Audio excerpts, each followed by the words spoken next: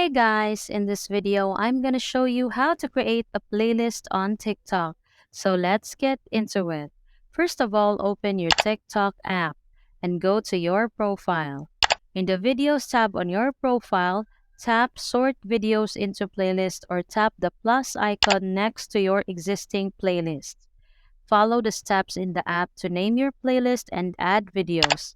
Keep in mind you can only create a playlist with your public videos. But if you don't have this feature yet, not everybody has this feature of creating a playlist.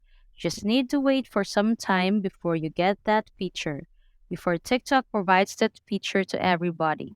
But until then, you just have to wait. And that's all for this video, guys. If this video was helpful, please give us a like. And don't forget to subscribe to our channel so you don't miss out our new uploads. Thanks for watching, and I will see you in the next one.